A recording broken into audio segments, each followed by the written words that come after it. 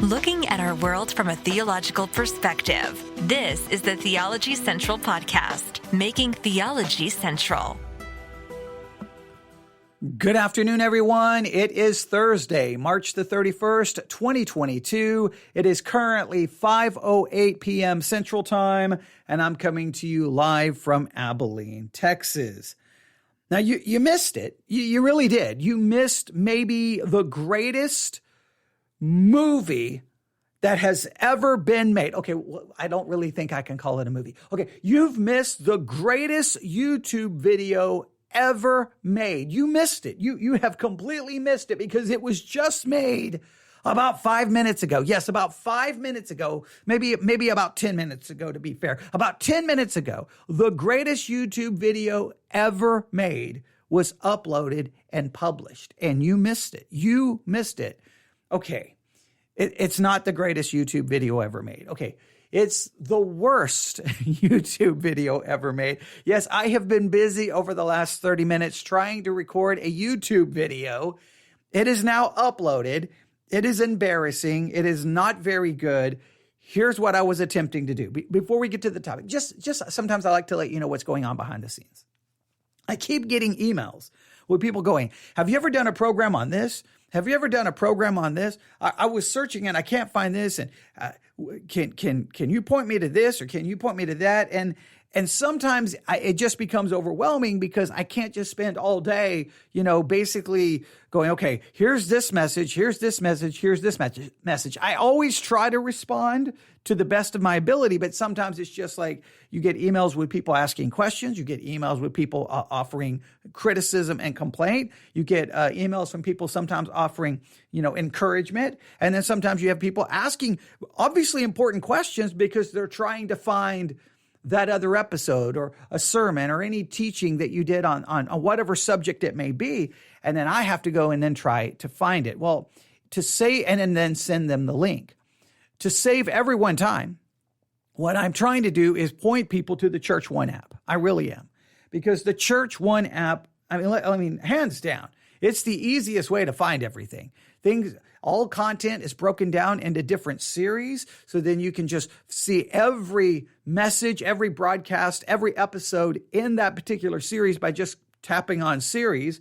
And then the search function is really good on the Church One app. So really it just, and not only that, people can listen to us when we're actually live and they can receive actual notifications, push notifications that I can send to their device. So it just makes sense to try to point people to that particular app. So I made a video trying to show people step-by-step directions on how to download the Church One app. Mistake number one was I think I just made it sound like it's only for Apple. All right. So it's for Apple and Android devices. So there was mistake number one. Mistake number two, the phone was sitting on the table and I was trying to hold an iPad like over the phone. And then I was trying to then, type on the phone, going, showing each direction, going to the App Store, typing in Theology Central, downloading the app, typing out Theology Central, and then scrolling and showing all of the features. And constantly, the whole thing was completely out of frame. You weren't even seeing the phone. So it is a horribly made video. It's actually pretty embarrassing how bad it is. But I probably need to make it again, is what I probably need to do. And then delete the previous one or just leave the previous one and have the updated one. I don't know. I may need someone with an Android device to make a video showing, and hopefully they can make it really, really good and show, okay, if you would like to download the Church One app and where you can listen to everything from Theology Central, here's how you do so using an Android device. That would be good. Then it would be one for an Apple device, one for an Android device, and then everyone will be happy and everyone will have our content. So if you want to find our YouTube channel, Theology Central. If you can't find it, email me. I'll send you a link. And you can check it out. We've had massive growth on the YouTube channel of people listening and subscribing. I don't really know what's going on, but we are very grateful for that. So because so many of those people have no idea of the Church One app or the Spreaker app or or that we're even available on all of the other podcasting apps. We're trying to continue to kind of remind people of those facts. So that's going on. That's behind the scenes. But now, right here, behind this microphone or in front of this microphone, remember, I never know which one.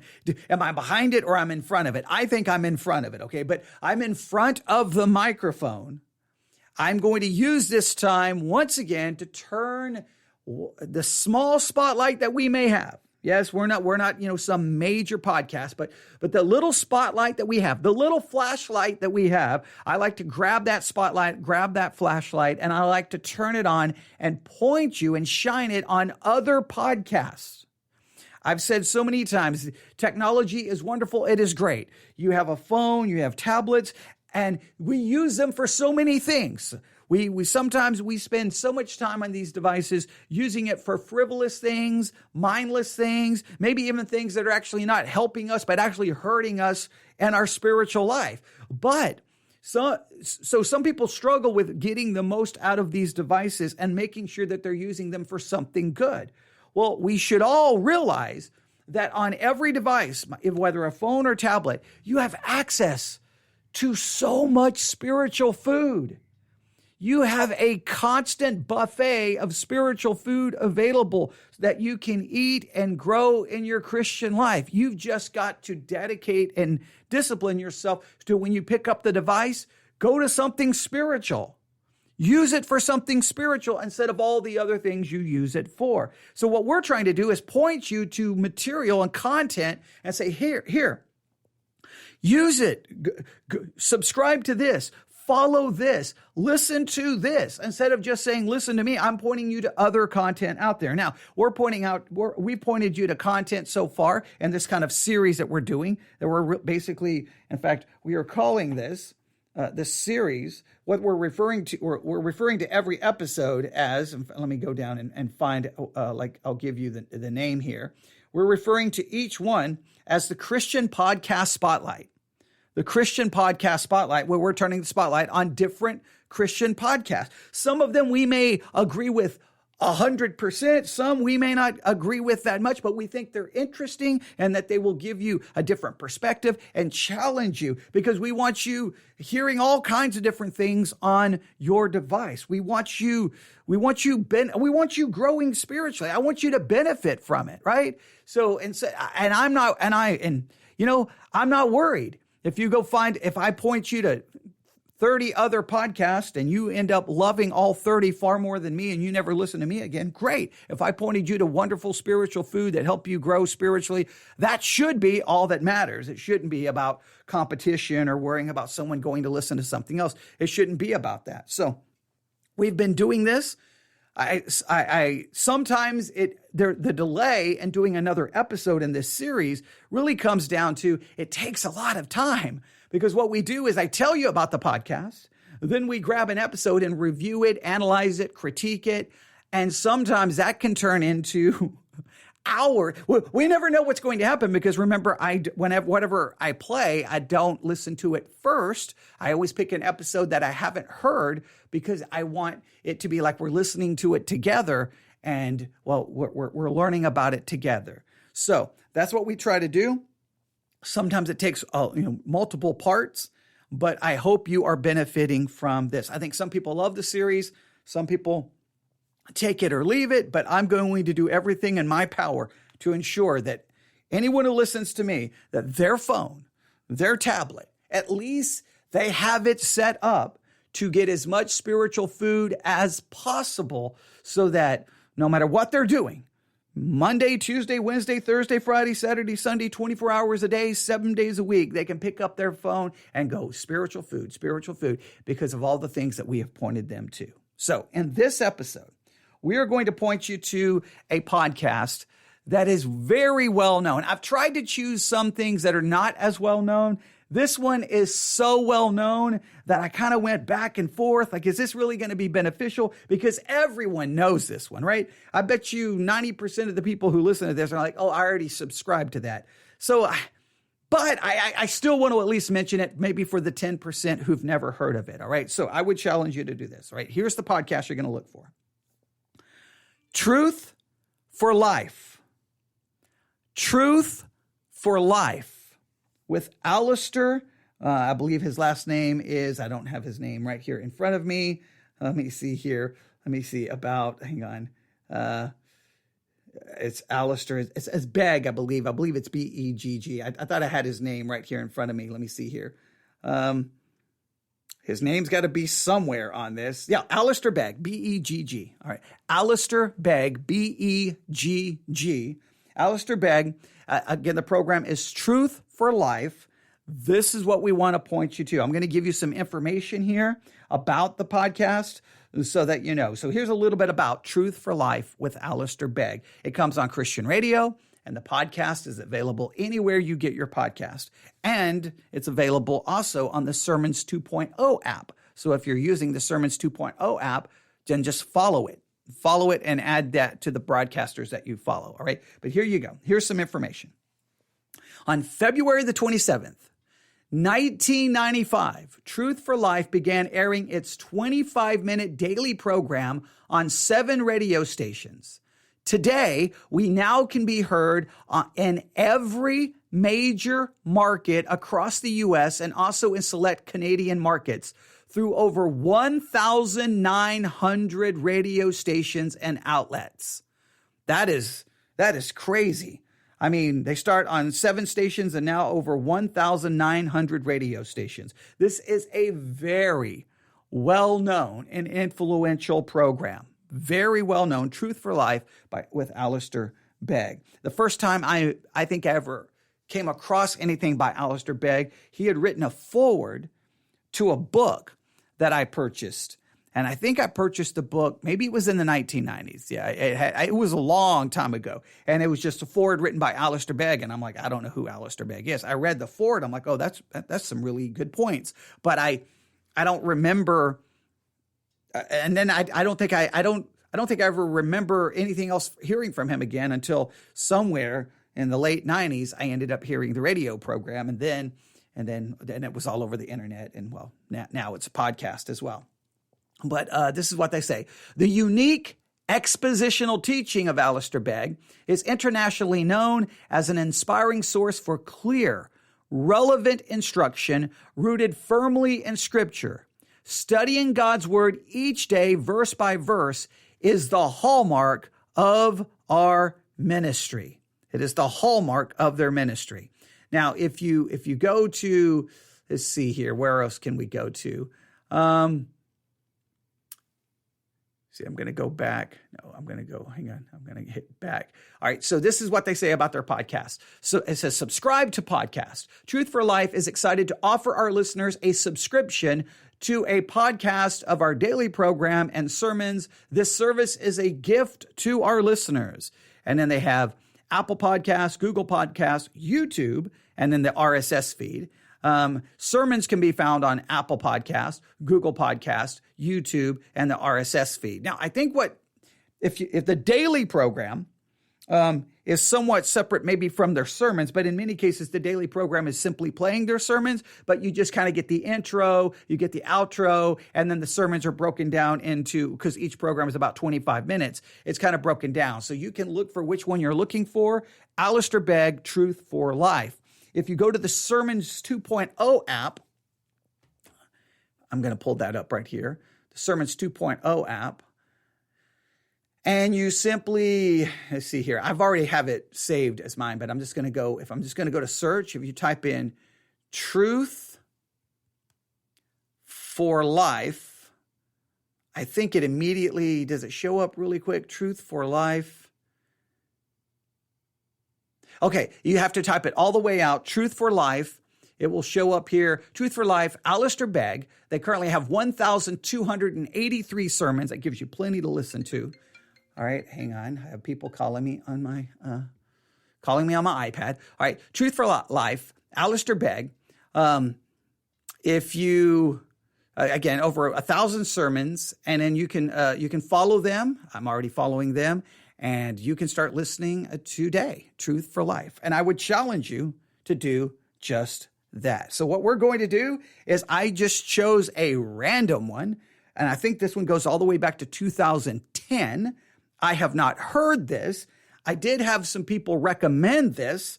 I did get a number of emails of people saying, hey, for your Christian podcast spotlight, you need to turn it on Truth for Life with Alistair Begg because it's the most amazing. It's my favorite. Everyone needs to know about it. And again, my first reaction to a lot of those emails was like, who doesn't already know about this? But then I thought, you know what?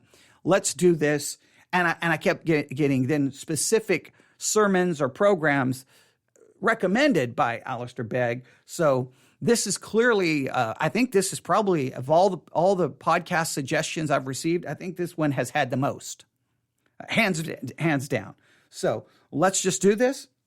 Let's jump in. We'll review it, analyze it, and we'll see what happens. As always, the volume to me it was way too low, but I have it all the way turned up in my software. So if you need to turn up the volume while we're listening, and I'll try to come back in quiet. So let's do this. Alistair Begg, Truth for Life.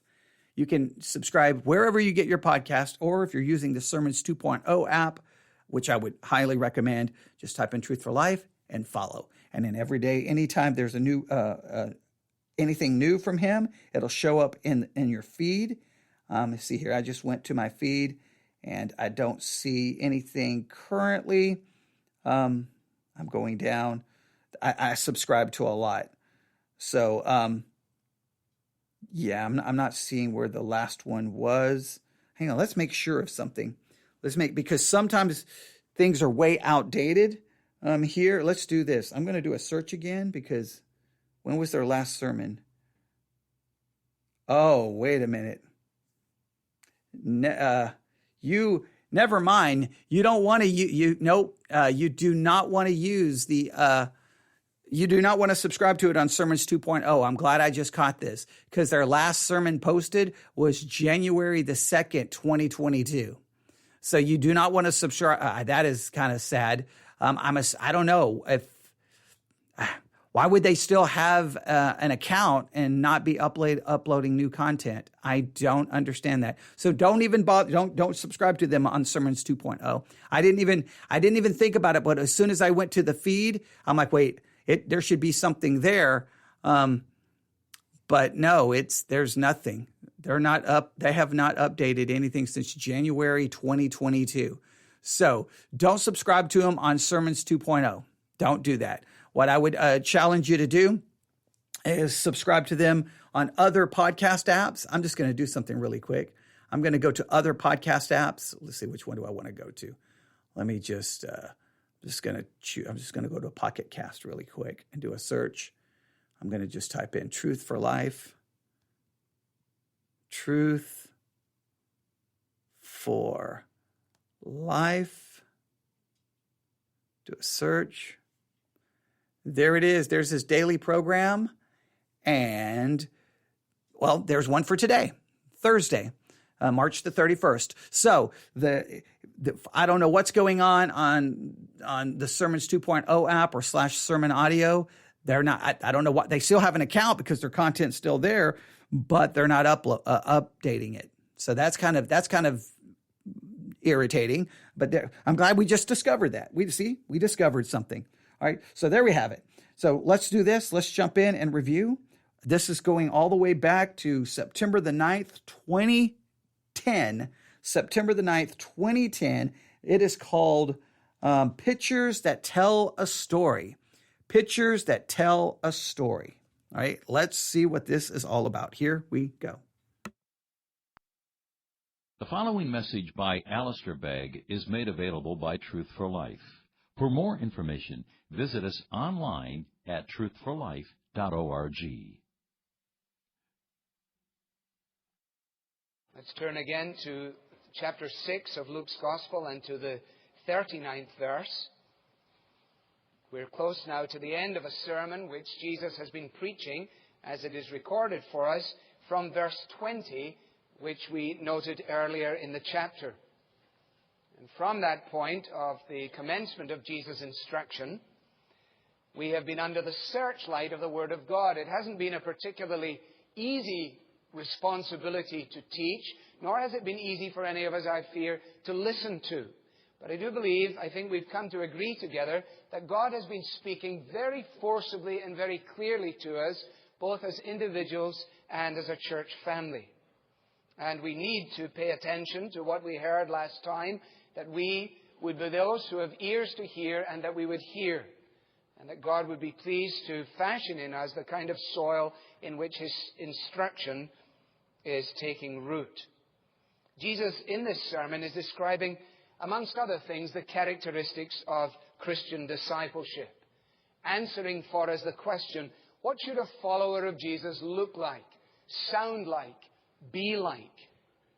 How will a follower of Jesus treat those who are not like him or her?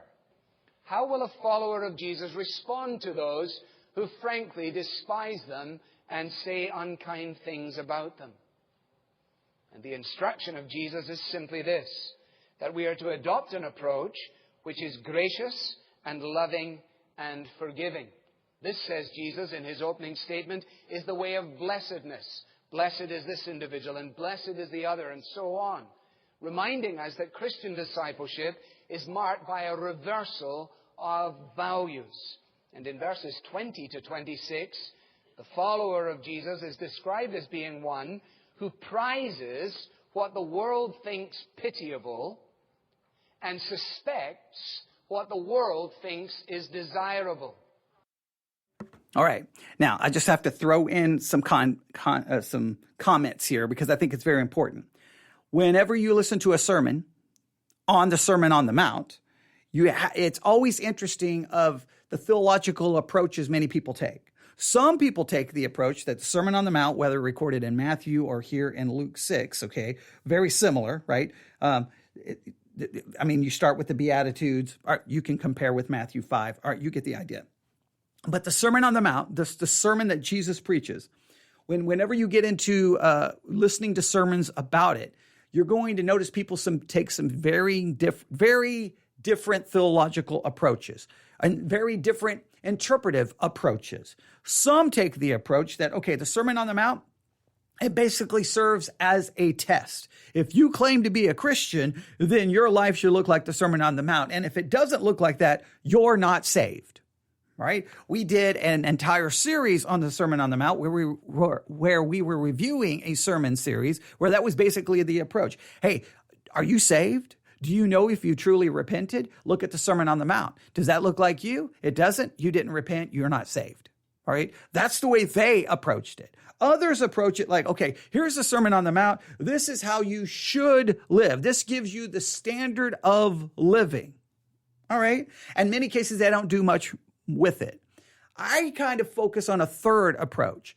The Sermon on the Mount gives you the righteous standards of Christ and really gives you a commentary and an interpretation on God's law. We look at the Old Testament law. The Sermon on the Mount is really a commentary on that. And what the Sermon on the Mount is ultimately designed to do is to demonstrate to you that you do not meet God's righteous standards. It is to bring a sense of condemnation. It is to condemn you and make you realize that you're going to need a righteousness other than your own, because you're never going to keep the Sermon on the Mount anywhere close to perfectly. You're going to fall short. You're going to fall short. You're going to fall short because we fall short of God's law. God's law reveals our sin. God's law reveals our unrighteousness. God's law reveals the righteousness of God and demonstrates to us how far we fall short. Therefore, we need a righteousness because that is not our own.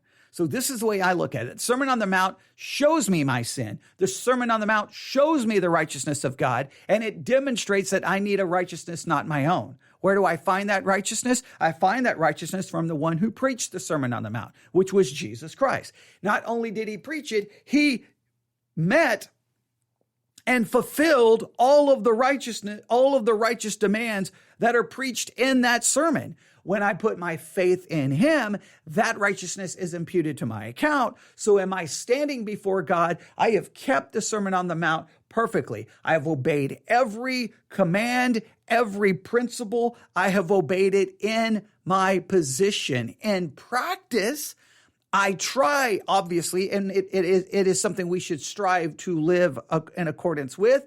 We should strive to do. We should follow. It, in a sense, gives us God's will, but we have to understand we are going to constantly fall short of it. Some people just like, it's just the standard. Well, it's the standard, but that standard condemns you. So I think you need a different perspective on it. Now, we did not obviously hear how he began his series. Maybe he emphasized that, but here he's just emphasizing it that, hey, this is how you're supposed to live. This is how you're supposed to live. Well, you can tell people that's how they're supposed to live, but I'm telling you, anyone who's read the Sermon on the Mount, you're going to find out within minutes, you're never going to fulfill it. So you're going to need, I think, that third perspective, which is it gives us the righteous.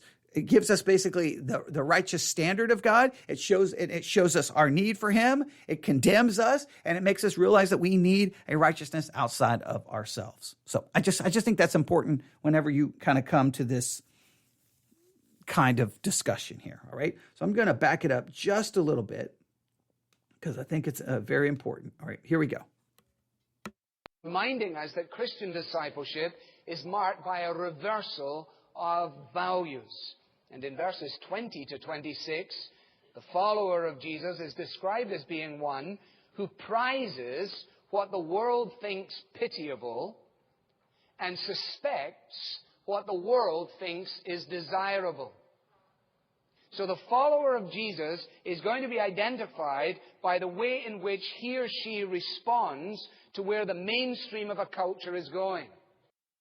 That's a very good point. I would say it this way, God's word, God's law, God's standard is completely opposite to the world. God's standard is that we reject what the world thinks is wonderful and that we, in a sense, reject and despise. We reject what the world thinks is wonderful and great. We reject what the world thinks is great, and what the world despises is probably the very thing that we want and we desire. It completely reverses everything. And that is true. God's word, God's law gives us a standard that is completely opposite to the culture. That is very true. But just remember that standard, no matter what we say about ourselves, we don't follow, and we fall short of all the time.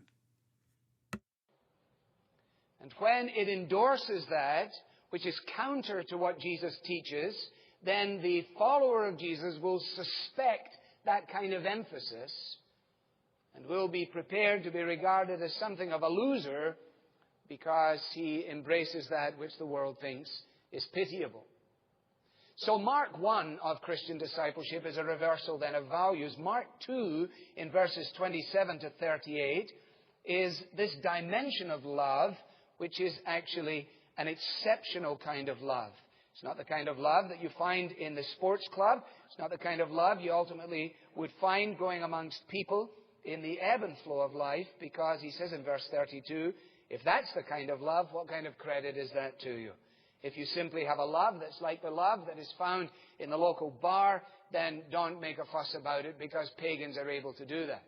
If your friendship is simply the kind of friendship that is found on sports teams, if your hospitality is the kind of hospitality that simply invites your kind of people around because you like those kind of people, then he says, I don't want you to be boasting and talking about it, because it's no different from what happens in the pagan world. And again, I have to jump in here again, because this is such a big thing to me, because I hear so much preaching on the Sermon on the Mount, and I hear it, it's always like, here's the rules.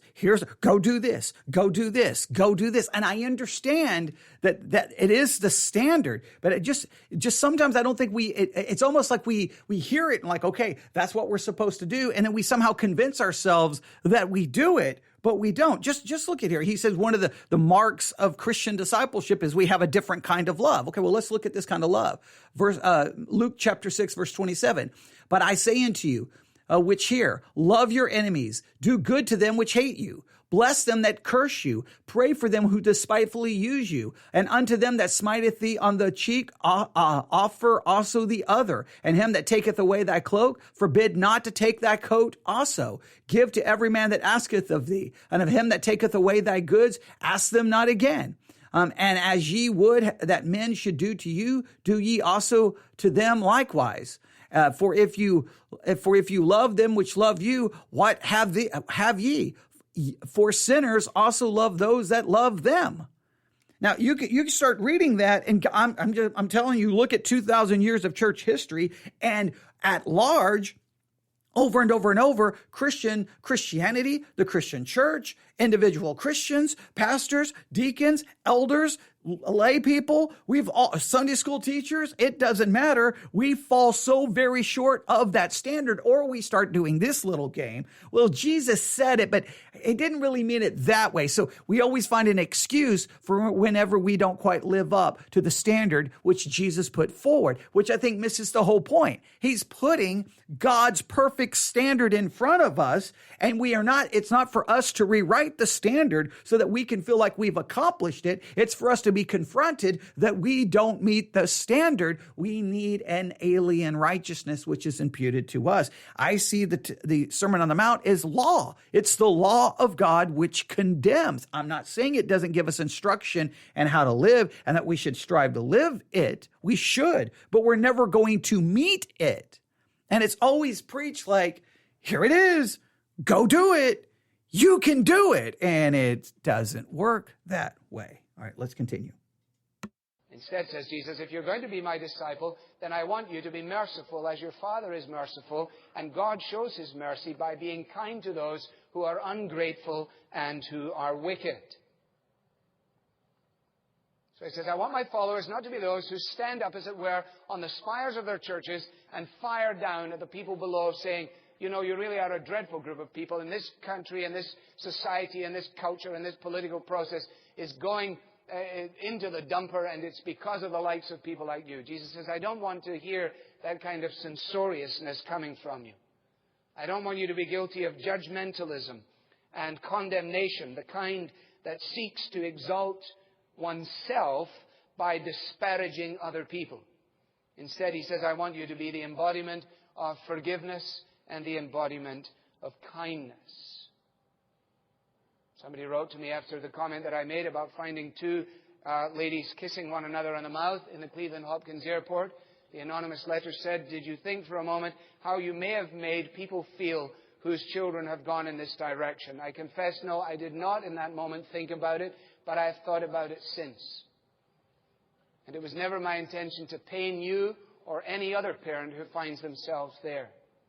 To the extent that I did, I apologize.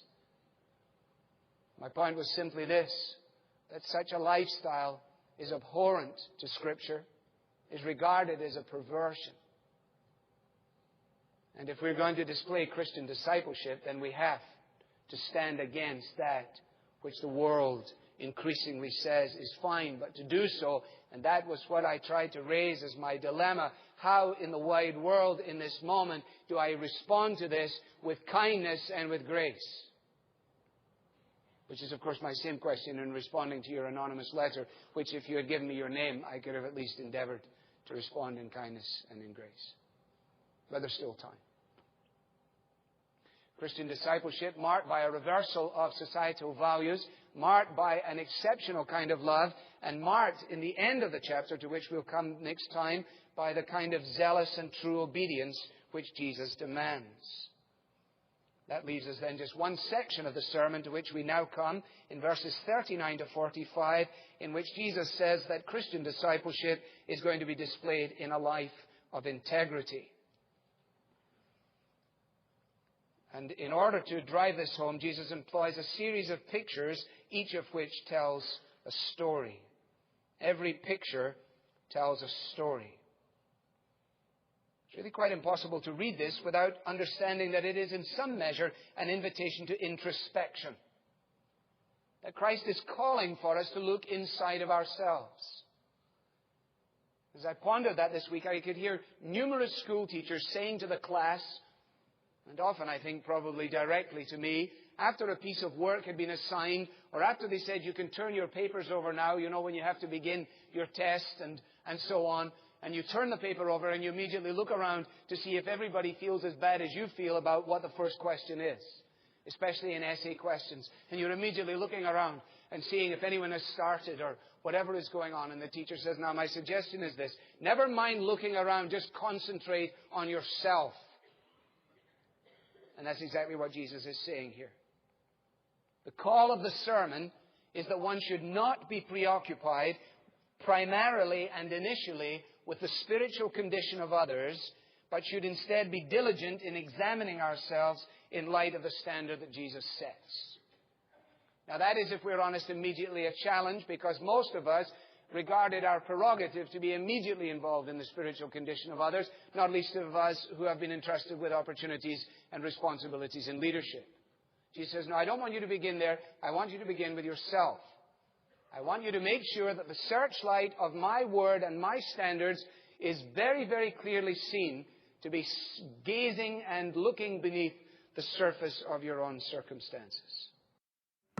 That is some really, really, really, really, really, really, really, really, really, really good points. We should always focus on ourself first. We should focus on ourself first. We should just anytime you pick up the Bible, focus on myself. Now, focus on this is the way I would if I'm trying to extrapolate and lay out like a plan and how to do this when it comes to studying the Bible. Focus on the text first and who the original recipients were. Yes. Then apply it to you. In other words, you figure out who the text was written to and what it meant to the original recipients, and then you take the spotlight of that and turn it on yourself, not on anyone else. And we need to be constantly more preoccupied with our own spiritual condition than the spiritual condition of everyone else. So very, very important advice. Here we go. Now, there are then 5 pictures, essentially, that take us through to the end of the chapter. The 5th we will leave until next time. We will make an attempt at the first 4. Picture number 1 is there in verse 39. And he told them this parable: can a blind man lead a blind man? Now, think about that for just a moment. It has a sort of pathetic humor to it. A blind man being led by a blind guide. Such a picture has disaster written all over it. It's not uncommon for some of us to see a blind man wanting to cross a very busy street, and in our sightedness we go in order to enable them to cross. But if you imagine a very large highway with traffic going both directions, and a blind man trying to get across, and another blind man comes to the help of the blind man trying to get across, and the one blind man helps the other blind man try and avoid 4 lanes of traffic going in every direction, it has disaster written all over it. And that is just the point that Jesus is making. You see, Jesus' listeners were well aware of the rugged terrain, which was full of pits and potholes. The New Testament has quite a lot to say about falling into pits and being pulled out of pits. Why is that? Well, because presumably the roads in Palestine were fairly similar to the roads in northeast Ohio. Sometimes you fell into a hole that was actually expressly dug for you by the authorities, and other times you fell into a hole that was being disregarded by the authorities, but you couldn't go 15 yards without the potential of falling into a pit. And so his listeners would understand that the answer to Jesus' first question was clearly to be a no. Can a blind man lead a blind man? Answer, no. And the answer to his second question was clearly to be a yes. Will they not both fall into a pit? Yes. Now, I just, again, listening to a sermon, processing a sermon, when we do these sermon reviews, I imagine that we're just sitting now listening to the sermon together and we're talking about it. What came to my mind, and this may have to turn into my own separate broadcast here, is can the blind lead the blind? Now, remember, he established right there before he started getting into these pictures, and I think it's an interesting breakdown of this section that there's 5 pictures, 5 different pictures that tell a story. I like the breakdown. I like the outline. All very interesting, all very informative. Again, another reason why you should subscribe to the Truth for Life podcast. I wish they would have it working on Sermons 2.0, but okay, that's a whole separate point. But you can see why a lot of people have recommended this. A great breaking down of the section of Scripture. He's made it very clear we need to apply it to ourselves first. So all good things. But here's what when I read the verse, and this is Luke 6, verse 39. And speaking of Jesus, he spake a parable unto them. Can the blind lead the blind? Shall they not both fall into the ditch? Now, here's the application question I would ask myself. Which blind man am I? Am I the blind man relying on other blind people to follow me? Now, first of all, let's just start. I think I should break it down this way, all right? First, am I the blind man? Just the first question. In other words, in what ways am I spiritually blind? And in what ways am I spiritually blind? Where in my spiritual life is there not good vision? There is weak vision or just spiritual blindness. What are my spiritual blind spots? So first, am I the blind man? Right? Second, am I a blind man looking to other blind people, other blind persons to lead me? Who do I look to in my spiritual life to lead or to guide me?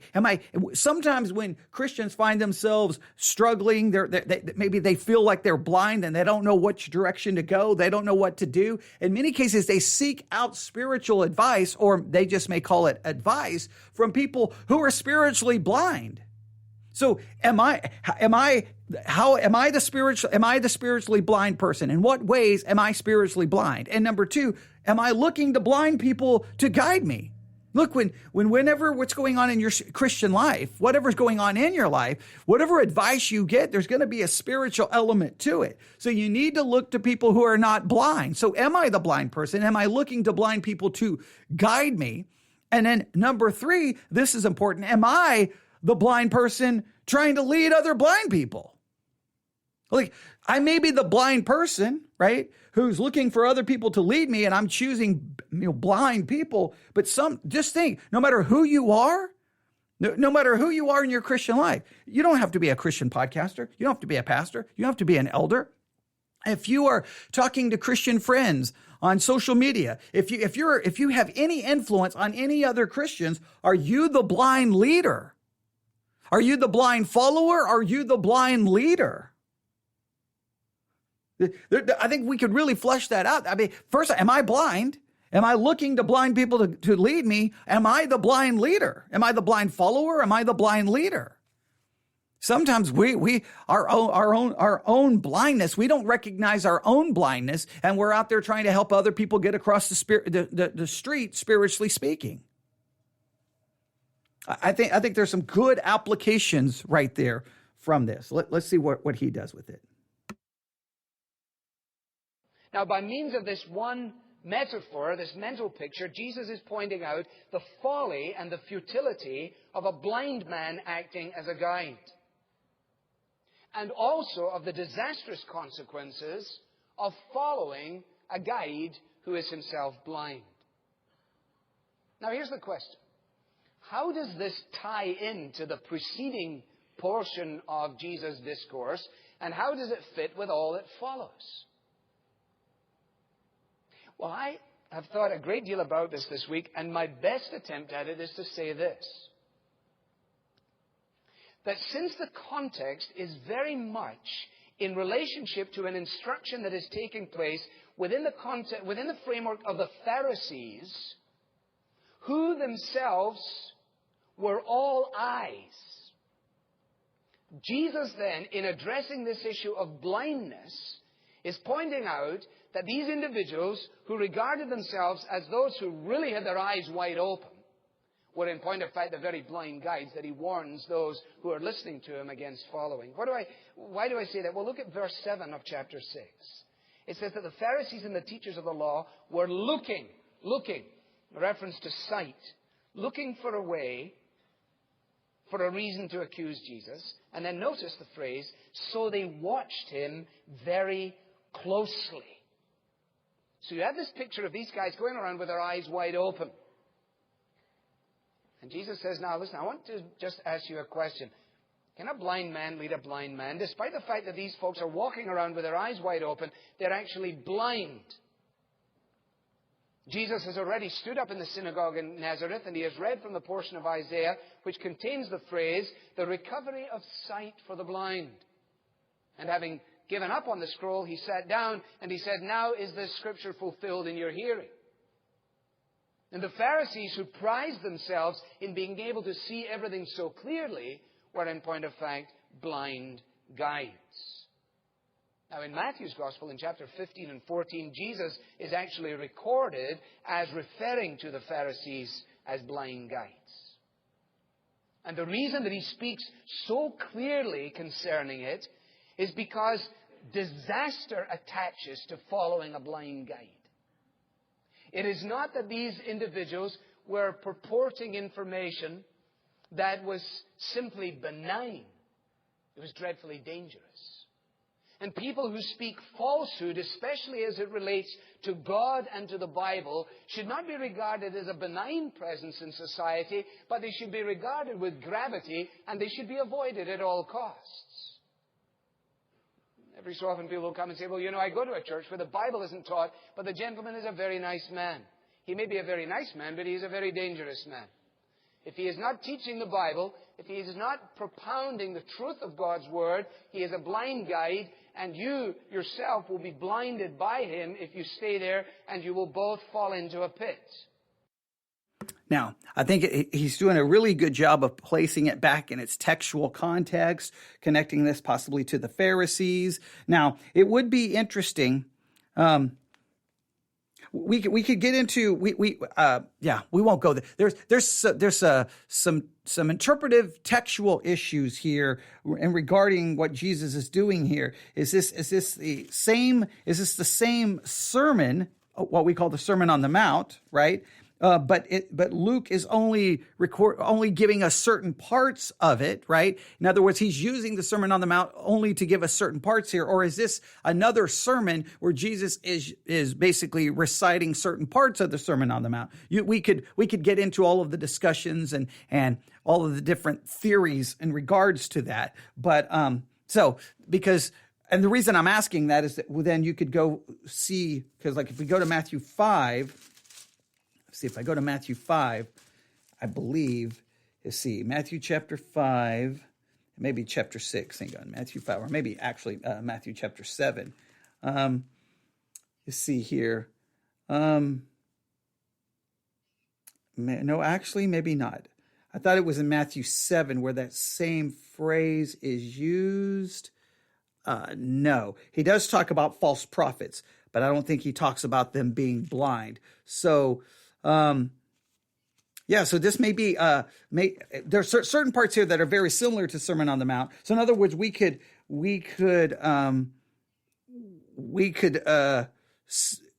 was going to place that phrase into the context of Matthew 5. Now, let's see here. I'm looking, I don't think that phrase shows up there. Give me 1 second here.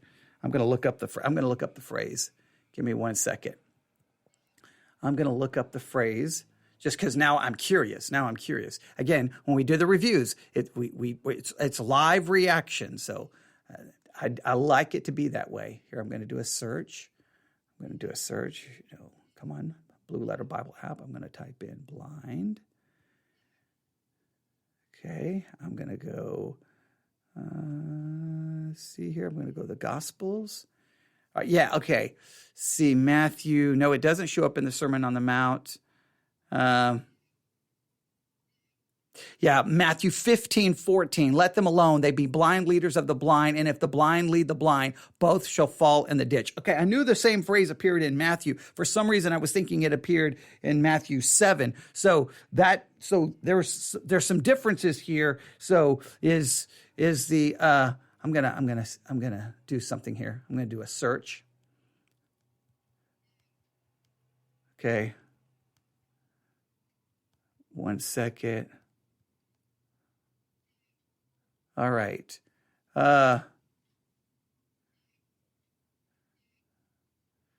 Okay. Is the Sermon on the Mount, Matthew 5 through 7, the same event as the Sermon on the Plain in Luke 6? Scholars are divided. Luke locates the Sermon on a Plain, Luke 6:17. Matthew locates his Sermon on a Mountain, Matthew 5:1. Because of that detail alone, some scholars think these are different events. But others note that the sermons are not identical. There is significant overlap, but they don't have the exact same material. Basically, Luke includes less material than Matthew. They would argue that Jesus gave his sermon many times, the way a politician gives a campaign speech or a conference speaker repeats a motivational speech. He may not repeat it word for word each time, but he teaches the same ideas in various settings to various different crowds. And is the geographical detail enough to separate the events? The word that's translated plain is only used once in the New Testament. It basically means level ground. It's unclear what Luke intends. Jesus could be on the level ground at the top of a hill, or he could be on the top of a hill overlooking a flat field, or he could be in a place of mountainous terrain and found a level place where he could easily preach. The language alone cannot definitively separate Luke's event from Matthew's. The similarities. Both of Matthew and Luke introduced the sermons by talking of the large crowds following Jesus for healing. Matthew 4:23 through 25, Luke 6:18. Both mention the disciples as distinct from the crowd. Matthew 5:1, Luke 6:20. Both start with the Beatitudes. Matthew 5:2 through 12, Luke 6:20 through 30, I believe. They have 230, so obviously that's not correct. Both end with the saying that those who heed his words are like those who build on the rock. Matthew 5:24 through 27, Luke 6:46 through 49. In between, they have the same sections in the same order, but Matthew gives more detail. So, in other words, and then they have a comparison chart where you can compare. So, are they similar events? If they're similar events, what I was going to take the blind leads the blind, try to possibly bring it back into Matthew and see where that phrase is used and go, okay, maybe that gives a different context or a different way of interpreting it than he's connecting it in Luke 6 back to the Pharisees. So that's what I was thinking, but the actual phrase in Matthew does not occur in Matthew in the Sermon on the Mount. It occurs at a later time. So just trying to do a little bit of interpretive work while listening to the sermon. So that's what I was thinking. But just so that you know, scholars are divided on that very issue. Are they the same or are they different? I know this, even if they're different, clearly Luke is borrowing from put it this way, let me state that again. Wouldn't be Luke. If they are different events, Jesus is he's preaching some of the very similar principles and similar ideas preached in the Sermon on the Mount, just in a different setting. And obviously Luke is recording that preaching and not the Sermon on the Mount, if they are separate. All right. So I hope that makes sense. All right. This is why sermon reviews can take so long, because you stumble across some idea and you're like, oh, okay, wait, what do we do with this? And that's why you listen to sermons, because now immediately I'm going to go, okay, so what's my current view on this? I've had different views in the past on it. What is my view today? Are they the same? Are they different? Does it make a lot of difference? There you go. That's why we listen to sermons, because you hear and are presented different ideas and different challenges. All right, let's continue, because we're about to run out of time. Here we go.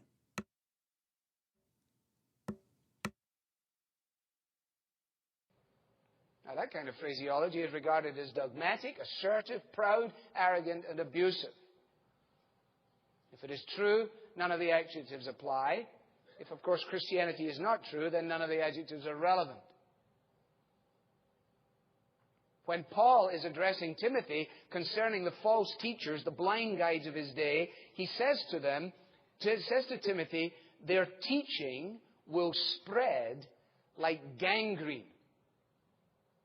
That's a graphic picture of a putrefying condition which makes a very fast advance through the body.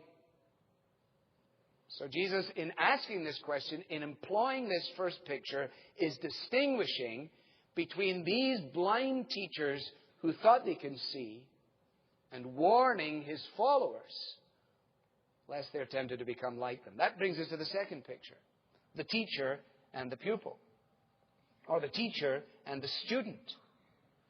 Now, in the days in which Jesus is addressing this matter, the pupil was virtually totally dependent upon his teacher for guidance and for instruction. In the absence of literature, much literature, they would walk with their teacher, they would eat with their teacher, they would often live with their teacher, in order that in the walking and in the talking, they may be clearly a student of that teacher. And in the same way that a son, no matter how advanced he may become in life, is always a son to his father, in the same way a student, no matter how he may excel or she may excel and go beyond the instruction and the academic qualifications of the initial teacher, that individual, you will find, if they're worth their salt and honest at all, will always, when they're acknowledging their academic accolades, pay testimony to their teacher. It may be a high school teacher, it may be a principal in an elementary school, but they will say, you know, in accepting this PhD today, I want to acknowledge that I am still the student of Mrs. X or whatever it is, because they recognize their dependence upon that instruction. Now, Jesus makes that point. And in making the point, there is an inherent warning. Namely, make sure that you don't choose the wrong teacher, because the student won't get beyond the teacher. And if you choose these blind guides as your teacher, then you will end up in the pit.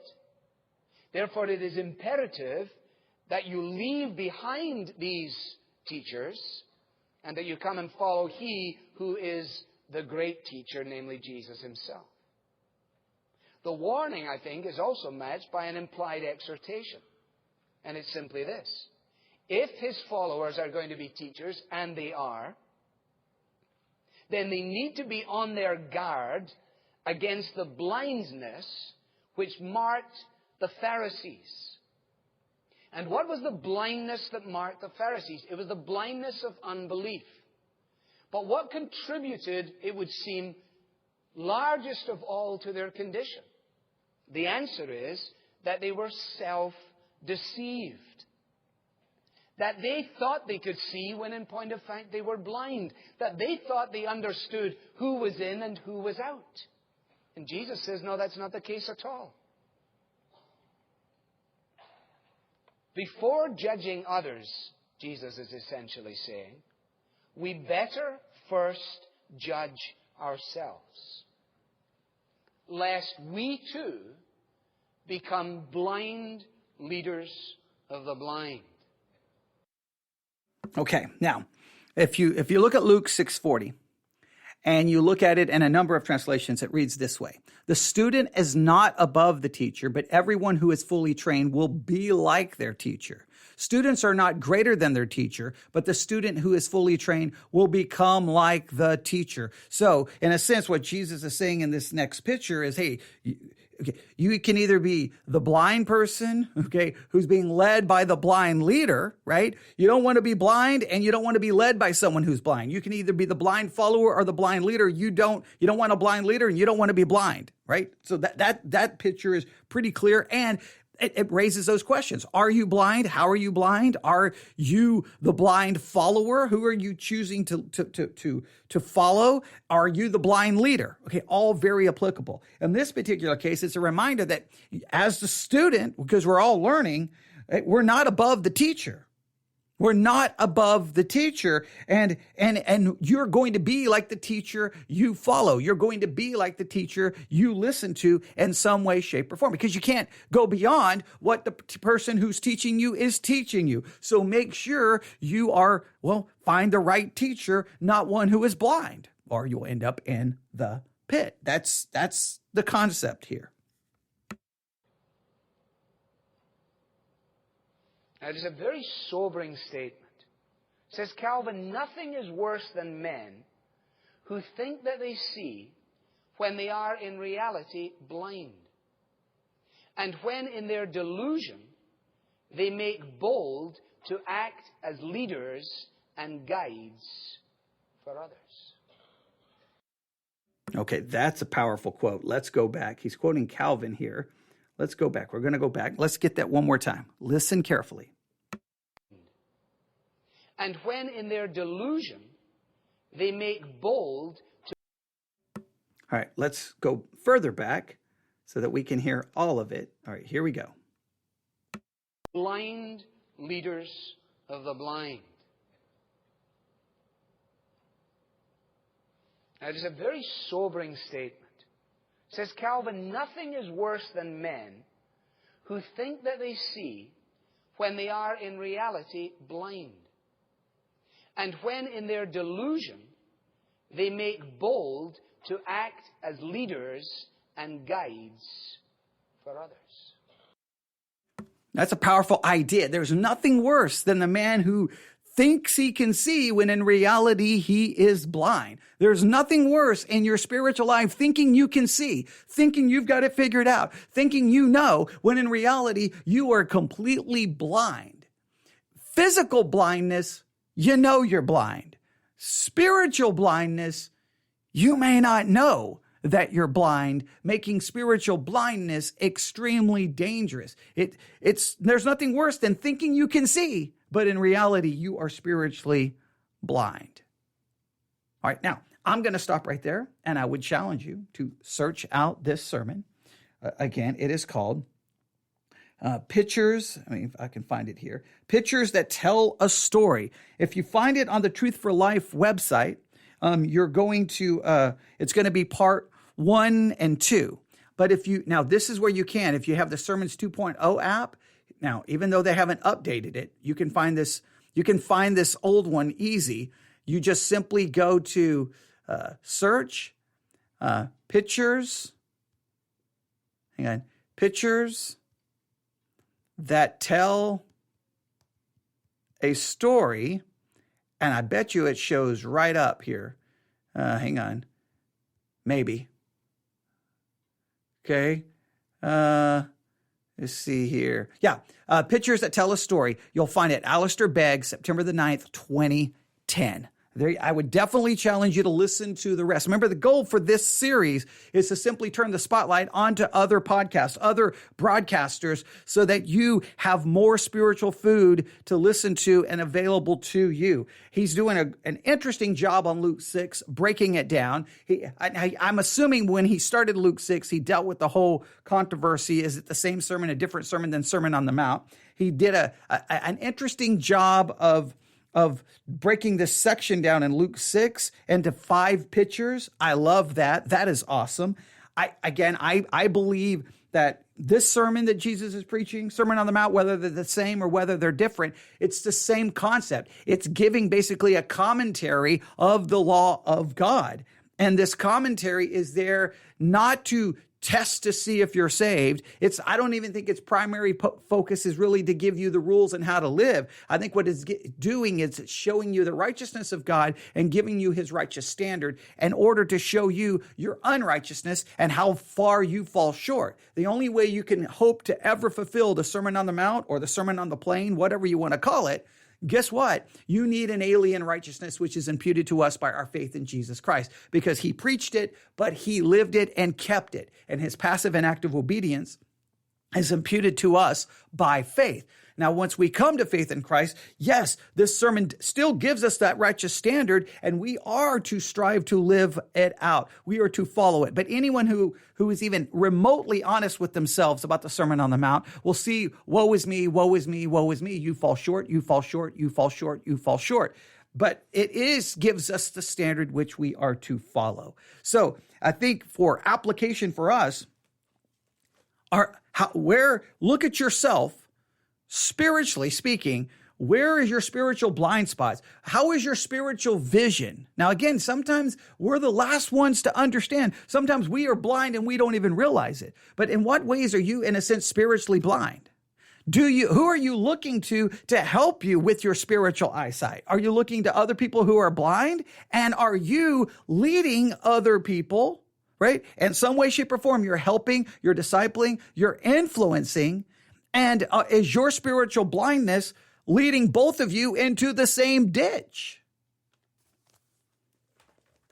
That's some very important points. A lot of times I like to finish these completely out, but in this particular case, I'm just going to stop right there and say Truth for Life, subscribe to it. Alistair Begg. It is called, that sermon is called Pictures That Tell a Story. You can find it on the Sermons 2.0 app if that makes it easier for you, or you can just do a search for Truth for Life, find their website. You should be able to locate the sermon that way. If you find the website, it's going to be probably the daily radio program, and it'll be broken into individual parts. But please listen to the rest of it and subscribe to Alistair Begg, Truth for Life, and make it a part of your daily spiritual food. All right. That's the whole point of this series, the Christian Spotlight podcast, or the Christian Podcast Spotlight, if I can say it correctly, because that's the whole goal here. I want we all have these mobile devices. We all have them, right? Phones, tablets. We use them for so much frivolous stuff. Let's use it for spiritual growth, discipleship, and food. And I'm going to try to point you to that content that will do just that. So I know it's been a while since we've done an episode in this series. I felt today we needed to do so, and everyone keeps saying, you need to talk about Alistair Begg, Truth for Life. And only reason I haven't is because I figured everyone already knew about it. But just in case someone doesn't, there you go. And even if you know about Alistair Begg, what I did is show something so old that there's a good chance that you didn't hear it. So I chose a sermon from 2010 is what I did. September the 9th, 2010, Pictures That Tell a Story. So at least, even if you don't want to subscribe to him, go finish that sermon and let me know your thoughts about it. newsif@yahoo.com. If you have any questions in regards to the Sermon on the Mount, or any of the approaches the approach I try to give to it, or any questions about, so is it the same sermon? Is it a different sermon than Sermon on the Mount? Is it two separate sermons? Let me know, and if we need to talk about it, we'll do additional broadcast and then take this and go in our own direction with it. All right, I'll stop right there. Everyone have a great day. Thanks for listening. God bless.